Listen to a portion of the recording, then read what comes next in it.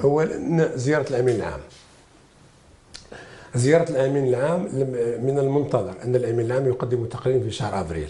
شهر المقبل تقرير لمجلس الأمن، يقدم تقرير حول مدى تقدم العملية السلمية في الصحراء الغربية. مادام ديتني الأمين العام، مادام ديتني زيارة الأمين العام، أستاذ علاش يجي الأمين العام وما دور كريستوفر روس؟ من الذي حال دون أداء كريستوفر روس لدوره؟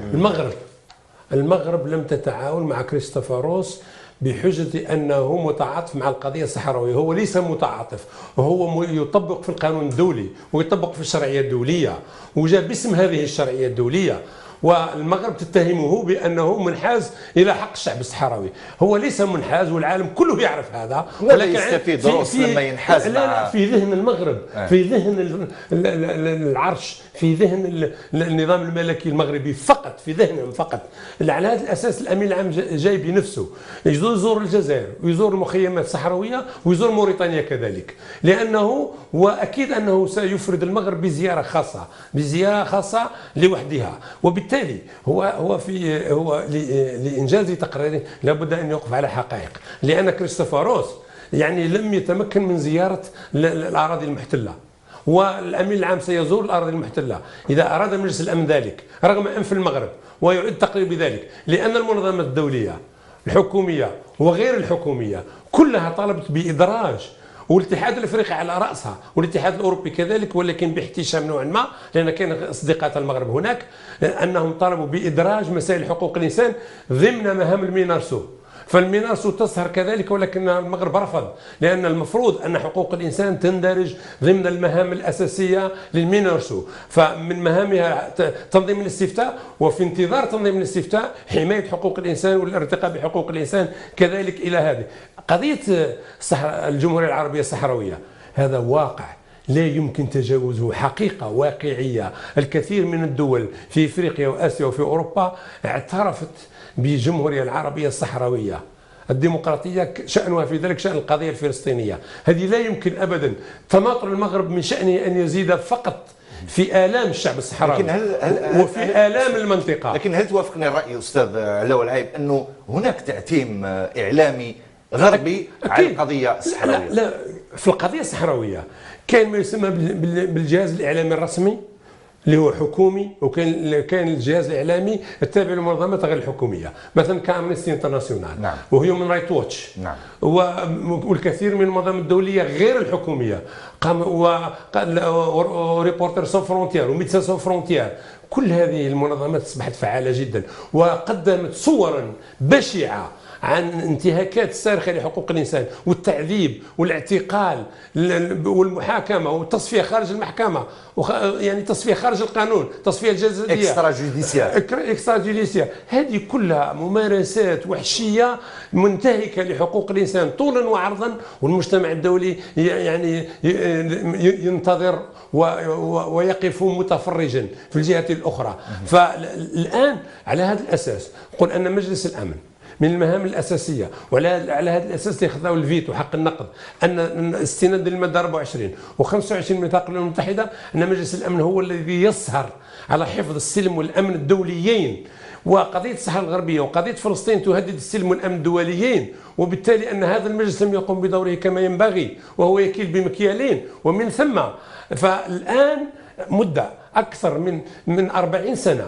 والقضية الصحراوية تراوح مكانها في الباب السادس. نعم. يعني في الباب السادس من ميثاق الأمم المتحدة المتضمن حل النزاعات الدولية بطرق سلمية، سواء كانت سياسية دبلوماسية أو قضائية عن طريق محكمة العدل الدولية. لكن الآن لا، أكيد أن أن صبر الشعب الصحراوي لن يطول أكثر من اللازم، له حدود. والشعب هذا أنه يعاني يوميا وفي يعني حياة مأساوية. هو الشعب الفلسطيني بإمكانه أن يفجر المنطقة، يعني بإمكانه، وهو أبدع نية حسنة في الحل السياسي، ولكن المغرب هو الذي تعنت، وبالتالي يتحمل المسؤولية إن حدث أي شيء لا معاذ الله، وقامت حرب وقامت مقاومة، ومن حق الشعب الصحراوي المقاومة. المغرب يتحمل المسؤولية، يتحمل المسؤولية كاملة في نفس الإطار، بنظرة براغماتية، بنظرة الواقعية. إن النزاع الصحراء الغربية أنا في تصوري بان كيمون راهو أمام 4 سيناريوهات. السيناريو الأول هو فشل المفاوضات ونروحوا الحرب، وهذا ما سيشعل المنطقة. نعم صح. وهذا ما لا يخدم أحد. كل الأطراف. السيناريو الثاني هو تنظيم الاستفتاء في الساحة الغربية لتغيير المصير. هنا راح نلقاو معارضة مغربية، المغرب ما حبش يعمل بالشيء هذا. السيناريو الثالث لانه متاكد من النتيجه. راني جايك. السيناريو الثالث اللي نعيشوا الاحتمالات. السيناريو الثالث هو استبعاد خطة الاستفتاء والروح المسار التفاوضي اللي جا به بكار لرضاة الأطراف. نعم. تاع اتفاق الإطار. نعم. أما السيناريو الرابع نخلوا الأمور على حالها ونبقاو نضغطوا على المغرب. هنا واش يبقى المخرج القانوني كما درنا في العراق، كما درنا المخرج القانوني. بصح حقوا لي باطل لا في العراق. هنا يبقى المخرج القانوني، بمعنى يجب على المجتمع الدولي عن طريق هذه المؤسسه اللي كان سبق وقلنا انه الزميل بحاجه لاصلاح، تكون عندها عن طريق مجلس الامن قرارات امنه وتستلزم على المغرب ان يحترم الشريعه الدوليه. الانصياع لها. الانصياع لها. سينو نقولها لك ذوك، لانه التوصل الى حل سياسي بين الطرفين بدون شروط مسبقه. الظروف راهي ماشي ما هي. بنكون صريح معك، احنا في نظرنا في النفيتولوجيا عن بعيد المدى قريب المدى متوسط المدى الشروط من الطرف المغربي غير متوفره، لذا إرادة المخزن في حل تفاوضي بدون شروط. فهنا يجب بعد التماطل وتجوز ربع قرن من انتظار الحل هذا يبقى على 40 سنه الاخ لمين. لا 25 سنه من 91. لا نهضر من وقت اتفاق طرفين. 75. لا انا معاك. 75 الشعب يعاني. انا معاك بصح الاتفاق مبدئي في تقرير المصير كان بين الطرفين في 91 كان اتفقوا على اساس نروحوا للاستفتاء.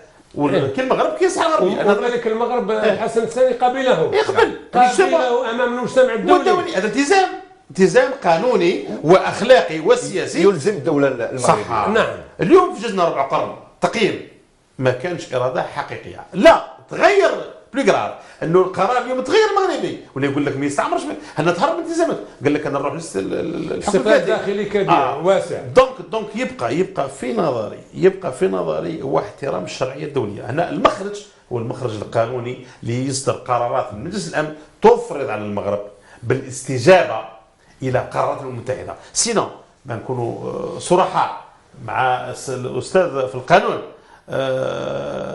البيئه الدوليه الاقليميه عفوا ما بين الطرفين ما تكونش مره من الوساطه تاع بان كيمون ما راحش نلقاو حل الى ما جبرش المجتمع الدولي كما جبروا في عده في كوسوفو وفي بعض مناطق التوتر في العالم وين جبر ونخلى الامم المتحده تجبر الطرف المغربي. فتصور اليوم الى المجتمع الدولي يدير كما درنا في ايران مثلا وين درنا الامبارغو قال لك الطاقه النوويه قال لك تستعملها باغراض غير سلميه. فالضغط المجتمع الدولي كيف جبر ايران. وعلى جنوب افريقيا قبل ذلك العنصريه وعلى نظاميه في جنوب افريقيا. ولكن الاشكال يا اخ محمد ما سالتناش فيها.